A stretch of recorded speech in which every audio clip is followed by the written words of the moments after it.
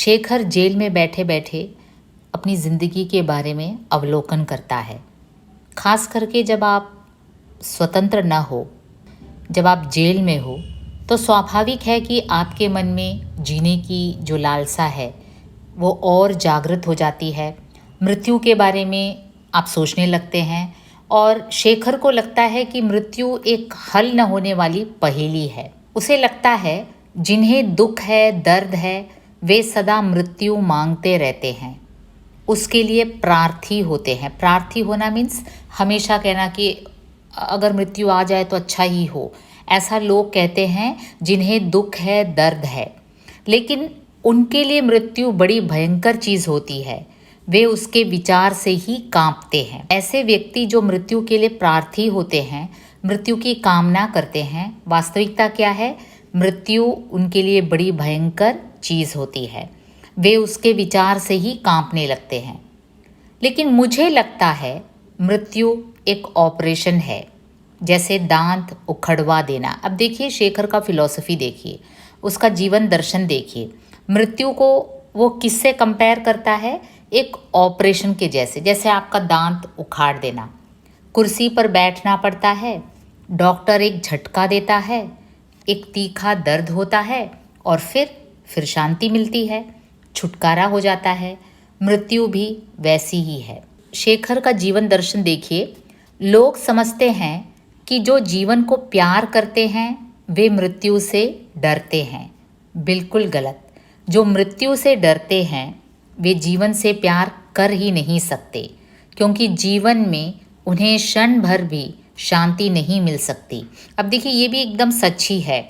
जो मृत्यु से डरते हैं वे जीवन से कभी प्यार नहीं कर सकते। उनके मन में हमेशा ये डर लगा रहता होगा कि मेरी मृत्यु होगी, कब होगी, कैसे होगी, तो वो जी ही नहीं पाएंगे। सुख चैन से तो उनकी ज़िंदगी गुजरेगी ही नहीं।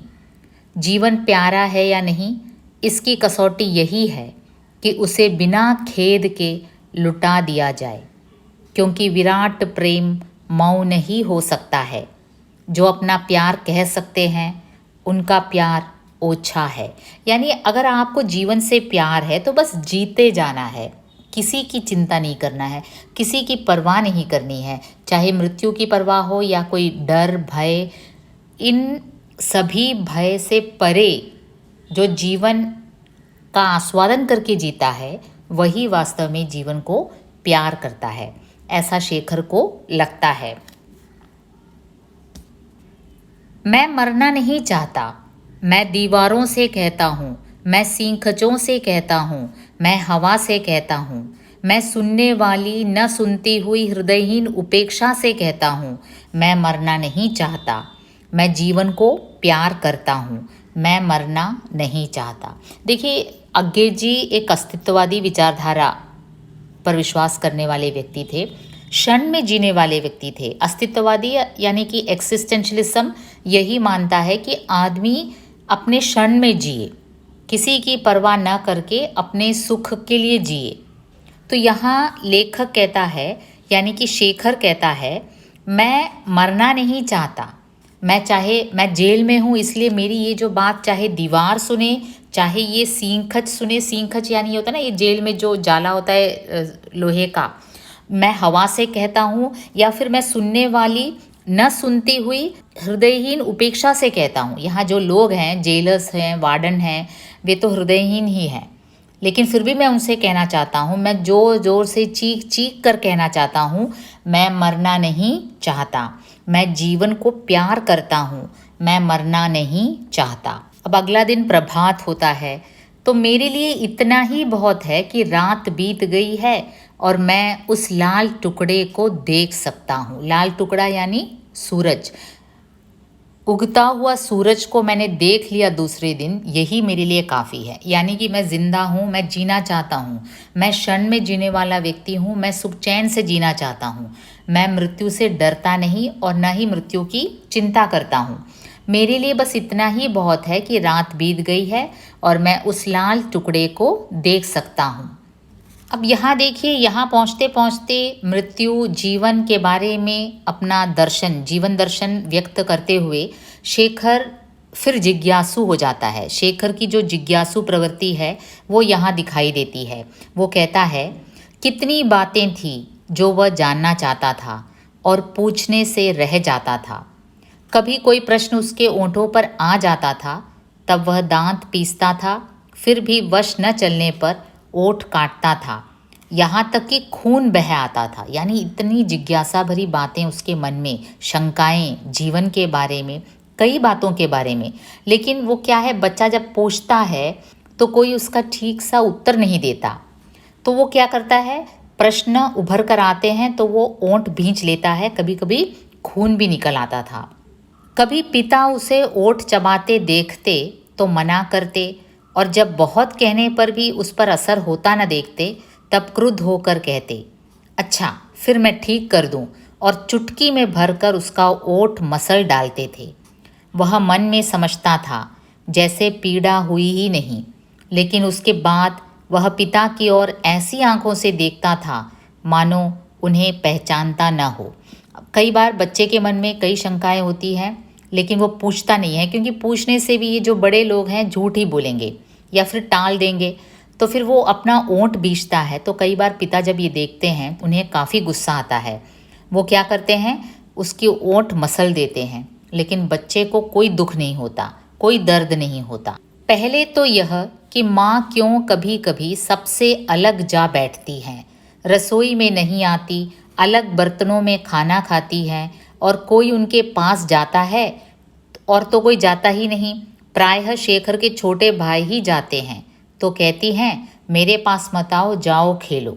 अब देखिए, महीने के उन 4 दिनों में जब औरतें चूल्हा चौका से हटकर अलग बैठती हैं, तो ये बच्चा ये देखता है, शेखर देखता है कि उसके जो छोटे भाई हैं वो माँ के पास जाते हैं, तो माँ कहती हैं, जाओ जाओ, मेरे पास मत आओ, जाओ खेलो। तो माँ ये क्यों अकेली अकेली 3-4 दिनों में, हर महीने में बैठती है, ये बच्चे के मन में शंका पैदा करती है। पता नहीं किसने शेखर को बताया था कि वे बीमार होती हैं, लेकिन शेखर बीमारी के लक्षण तो देखता नहीं, और फिर 2-4 दिन बाद एक दिन सवेरे उठकर देखता है माँ नहा धोकर रसोई में बैठी हैं और काम कर रही हैं। अब देखिए, पूछने पर बड़े जो हैं लोग कहते हैं कि भाई माँ बीमार है, लेकिन शेखर ये ऑब्जर्व करता है कि माँ में कोई प्रकट रूप से कोई बीमारी के लक्षण नहीं है, और 3-4 दिन बाद नहा धोकर एकदम फ्रेश होकर आ जाती हैं, चौके पर रसोई में घुस जाती हैं। तो ये क्रम हर महीना चलता है। तो शेखर के मन में ये हमेशा ये जिज्ञासा होती है कि ऐसा क्यों बैठती है माँ। एक तो शंका उसके मन में ये थी, दूसरा यह कि शेखर को याद आ रहा है ऐसी बात अब बहुत दिनों से नहीं हुई, लेकिन अब जैसे माँ कुछ बीमार जान पड़ने लगी है, उनका मुंह पीला पड़ गया है और वे काम बहुत कम करती हैं, प्रायः ढीली सी और कुछ उदास रहती हैं। अब देखिए, महीने का ये जो क्रम है, 4-4 दिन माँ का रसोई से अलग हटकर बैठना, अब कुछ महीने से वो ख़त्म हो गया, और उसके बदले क्या था, माँ एकदम से बीमार सी, पीली सी पड़ गई, बहुत ही कम काम करती थी, बहुत उदास रहने लगी, और सचमुच उसे लगा कि माँ एकदम बीमार सी है। तीसरे यह कि एक दिन उसने सहज ही सरस्वती से कहा, माँ बीमार हैं क्या? तो सरस्वती ने ऐसी तीखी दृष्टि से उसकी ओर देखा और बिना कुछ कहे चली गई। वह पूछेगा नहीं, उसे क्या, लेकिन वह जानना चाहता है क्यों। अब देखिए, माँ बीमार है क्या, ये सरस्वती से पूछती है। सरस्वती थोड़ी बड़ी है, बड़ी बहन है, लेकिन वो एकदम से तीखी नज़र डालकर चली जाती है। अब शेखर को गुस्सा आता है, इस घर में कैसे लोग हैं, किसी से कुछ पूछो तो कोई उत्तर ही नहीं मिलता। और भी बहुत कुछ जानना चाहता है। जिस कमरे में माँ प्रायः रहती हैं उसमें एक अलमारी है जिसमें ताला लगा रहता है। शेखर ने माँ को कभी कभी उसे खोलते देखा है। उसमें निचले खाने में वे अपने गहने इत्यादि रखा करती हैं, और कभी कभी बिस्कुट के डब्बे, गुलकंद, च्यवनप्राश का डिब्बा और अन्य ऐसी चीज़ें जो लड़कों से बचाने की हैं। लेकिन उसके ऊपर 2 खानों में किताबें भरी पड़ी हैं। वे क्या हैं? जब घर भर में किताबें बिखरी पड़ी हैं, अच्छी से अच्छी बहुमूल्य जब एनसाइक्लोपीडिया तक खुली रहती है, तब वे किताबें क्यों ऐसी संभाल कर रखी जाती हैं? अब माँ के कमरे में एक अलमारी है, अलमारी में कुछ माँ के गहने रखने की जगह है और कुछ ऐसी चीज़ें जो बच्चे न लें, माँ छिपा कर रखती हैं उस अलमारी में। और ऊपर के 2 जो खाने हैं उसमें किताबें रखी थी। अब शेखर के मन में ये जिज्ञासा होती है कि पूरे घर भर में किताबें यूं ही पड़ी रहती हैं, एनसाइक्लोपीडिया तक पड़ी रहती हैं, तब माँ के अलमारी में ये किताबें बंद क्यों हैं? वे अच्छी हैं तो क्यों नहीं उन्हें पढ़ने को दी जाती, बुरी हैं तो क्यों रखी गई हैं? अब ये अगर किताबें अच्छी हैं तो फिर इन्हें पढ़ने क्यों नहीं दिया जाता बच्चों को? और शेखर कहाँ से आया, कैसे आया? उसे वे दिन याद आए जब चंद्र का जन्म हुआ था, जब उसके छोटे भाई का जन्म हुआ था। तब उसे याद है उसने माँ से पूछा था, माँ यह कहाँ से आया? और माँ ने बताया था कि दाई ने ला कर दिया। देखिए, जब छोटा भाई उसका जन्म हुआ चंद्र का, तब शेखर ने पूछा था माँ से, ये कहाँ से आया? माँ ने क्या उत्तर दिया? दाई ने ला कर दिया। लेकिन जब उसने दाई से पूछा था कि वह उसे इतना छोटा क्यों लाई, कुछ और बड़ा लाती, तब उसने उत्तर दिया था, मैं नहीं लाई, वह जो डॉक्टर आया था वह अपने बैग में रख कर लाया था। उस बैग में इससे बड़ा आ ही नहीं सकता। अब देखिए दाई ने क्या उत्तर दिया। दाई से बच्चे ने क्या पूछा? शेखर ने पूछा कि जब तुम बच्चा लाई हो थोड़ा और बड़ा ले आती, इतना छोटा क्यों लाई? तब दाई ने क्या उत्तर दिया? अरे बाबा मैं नहीं लाई, डॉक्टर ले आया। उसके बैग में, डॉक्टर के बैग में इतना साइज का बच्चा ही घुस सकता था, तो इसीलिए छोटा बच्चा ले आया। तब शेखर को दोनों पर ही विश्वास नहीं हुआ था, लेकिन वह चुप रह गया था। उसके काफ़ी दिन बाद जब उसने पहले पहल अंडे से चिड़िया का बच्चा निकलते देखा था, तब उसे निश्चय हो गया था कि माँ उससे झूठ बोलती है। और माँ को आजमाने के लिए वह उसके पास गया था और पूछ उठा था, माँ डॉक्टर चिड़ियों के पास भी जाते हैं? एक बार उसने देख लिया अंडे से कैसे चिड़िए के छोटे छोटे बच्चे निकल के आते हैं। तब शेखर के मन में लगा कि आदमी का बच्चा भी ऐसे ही आता होगा अंडे से निकल कर।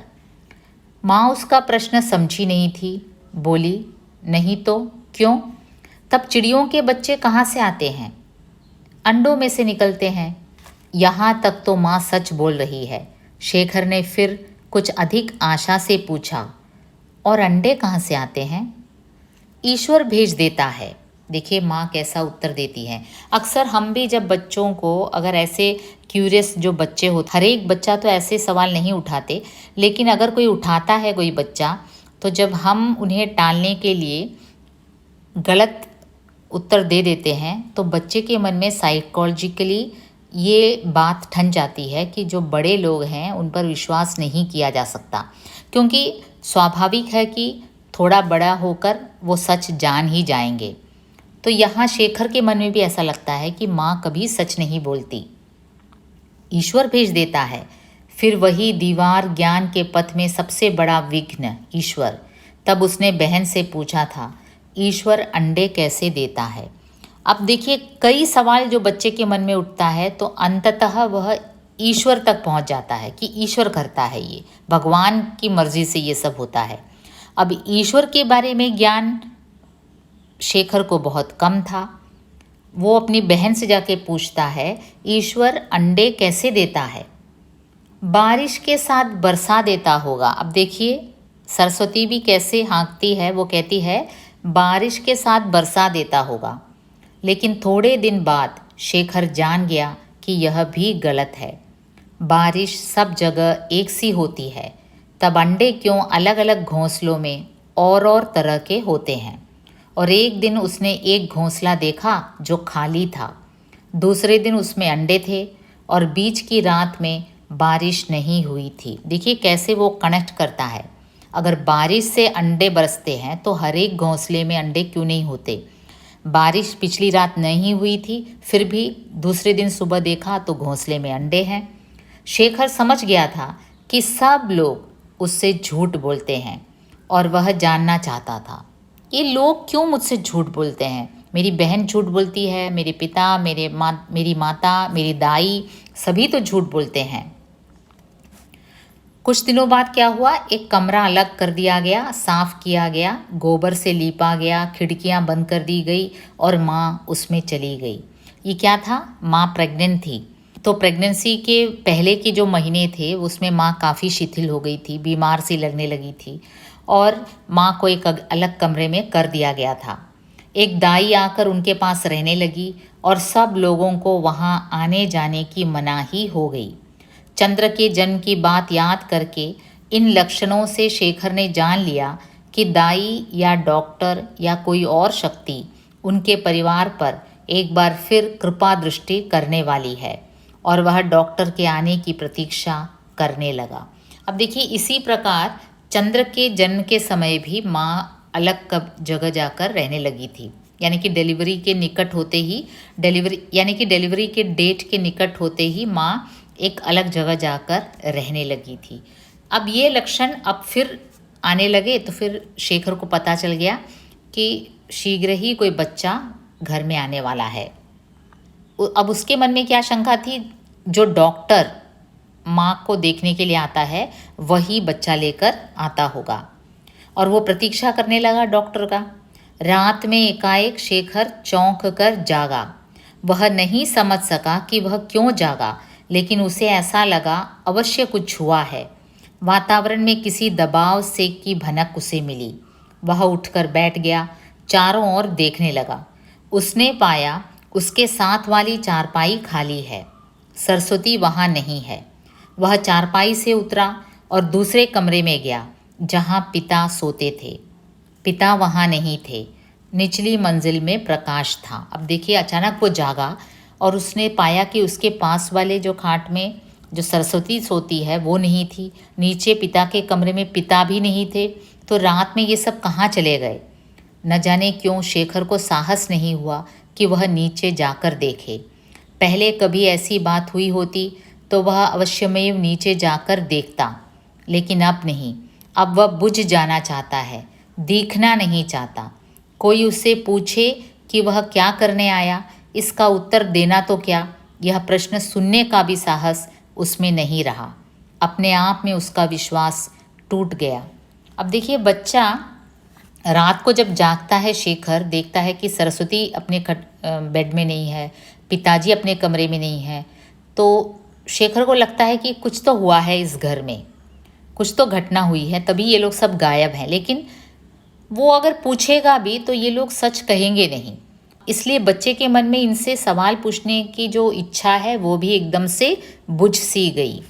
लेकिन जिज्ञासा, वह चढ़े हुए चिल्ले की तरह तना हुआ खड़ा रह गया। एक बड़ी तीखी, भेदक किंतु फिर भी निर्बल और जैसे झुंझलाई हुई सी चीख। शेखर ने जान लिया कि जिस किसी शक्ति का भी वह काम था, उसने शेखर को धोखा दे दिया है और उसके प्रश्न का उत्तर अब भी नहीं है। सीढ़ियों पर सरस्वती के पैर की आहट हुई। सरस्वती से डर नहीं था, फिर भी शेखर का दिल धड़क उठा। वह भाग कर चारपाई पर जाकर लेट गया। सरस्वती आई, चारपाई पर बैठ गई, पांव समेट कर, घुटने भुजाओं से घेर कर, घुटनों पर टोढ़ी टेक कर सरस्वती बैठ गई। अब देखिए, रात का समय है, शेखर जागा हुआ है। वो नीचे जाना चाहता था, लेकिन वो सरस्वती की आने की आहट सुनकर वो झट से जाकर लेट जाता है, मानो वो सोया हुआ है। उसने देखा, अंधेरे में देखा कि सरस्वती आई है और एकदम चिंतित सी चारपाई पर बैठ गई है। शेखर से नहीं रहा गया। उसने पूछा, क्या हुआ? मानो अभी जागा हो, मानो वो अभी नींद से उठा हो। एकदम से अनजान से पूछता है, क्या हुआ? सरस्वती चौंक गई, फिर बोली, शेखर, तुम्हारी एक और बहन हो गई है। बहन? बहनें भी होती हैं? शेखर ने पूछा। तुम्हारे जैसी? मतलब कि यहाँ शेखर की माँ ने एक और बच्ची को जन्म दिया है। दुर्पागल, अभी तो इतनी छोटी है, पिद्दी सी, जब बड़ी होगी। शेखर ने बड़े गंभीर स्वर में कहा, सरस्वती। सरस्वती विस्मित सी होकर बोली, क्या है? शेखर ने कभी उसे नाम लेकर नहीं बुलाया था। हमेशा बहन बुलाता था, वो दीदी बुलाता था, लेकिन उस रात उसने सरस्वती कहकर अभिसंबोधन किया। जो मैं पूछूंगा बताओगी, झूठ मत बताना, चाहे बताना मत। अब देखिए शेखर बोलता है, मैं जो पूछूंगा उसका उत्तर दोगी। अगर तुम सच बताना चाहती हो तो केवल बताना, वरना बताना ही मत, झूठ मत बोलना, ये मुझसे नहीं सहा जाएगा। सरस्वती ने कुछ संदिग्ध स्वर में कहा, क्या? शेखर बड़े प्रयास से कह पाया, बच्चे कैसे आते हैं? सरस्वती ने सहसा कोई उत्तर नहीं दिया। प्रतीक्षा करते करते शेखर के भीतर एकदम शब्दों की बाढ़ सी आ गई। बोला, दाई लाती है, डॉक्टर लाता है, ईश्वर देता है, यह सब मैं सुन चुका हूँ, यह मत बताना। वह सब झूठ है, मुझे पता है। बताओ, अगर ऐसे आते हैं तो इतने छिपा छिपा कर क्यों आते हैं, और हमको क्यों नहीं आते? और कहती थी कि हमें और बच्चे नहीं चाहिए, उनको क्यों लाए? देखिए, माँ तो कहती थी कि हमें और बच्चे नहीं चाहिए, अब फिर ये ईश्वर हो या डॉक्टर हो, फिर माँ को क्यों ला कर देते हैं बच्चे, हमें क्यों नहीं ला कर देते? उन्होंने वापस क्यों नहीं कर दिए? अब देखिए, अगर माँ को बच्चा नहीं चाहिए तो माँ ने डॉक्टर को वापस क्यों नहीं कर दिया? ईश्वर क्यों भेजता है? मैं बहन मांग रहा था तो भाई क्यों आया था? चिड़ियों के बच्चे अंडों में से निकलते हैं, मैंने आप देखे हैं। माँ अंडे तोड़कर निकालती हैं, अंडे कहाँ से आते हैं? अब बहन आई है, इतनी रात को क्यों आई, दिन में क्यों नहीं आई? अब देखिए, अब हमारे घर में बहन आई है तो इतनी रात को क्यों आई, दिन में क्यों नहीं आई? और हमें वहाँ जाना क्यों नहीं मिलता? और सब लोग झूठ क्यों बोलते हैं, बताओ, तुम्हें पता है? फिर एकाएक लज्जित सा होकर वह चुप हो गया। इतनी लंबी स्पीच उसने शायद कभी नहीं दी थी। इतने सारे सवाल बच्चे के मन में थे कि अगर ईश्वर लाता है बच्चा तो सुबह क्यों नहीं लाता, हमारे लिए क्यों नहीं लाता? जब मैं भाई मांगता हूँ तो बहन क्यों लेकर आता है? जब माँ कहती हैं कि उसे और बच्चे नहीं चाहिए तो माँ को ही क्यों ला कर देता है डॉक्टर? और अगर माँ को नहीं चाहिए तो माँ वापस क्यों नहीं करती? इतने सारे बड़े बड़े सवाल वो सरस्वती से पूछ बैठता है। सरस्वती ने कुछ टालते हुए से कहा, क्यों, ईश्वर नहीं भेजता? झूठ मत बोलो बहन। सरस्वती ने किसी तरह कहा, माँ के शरीर में से निकलते हैं।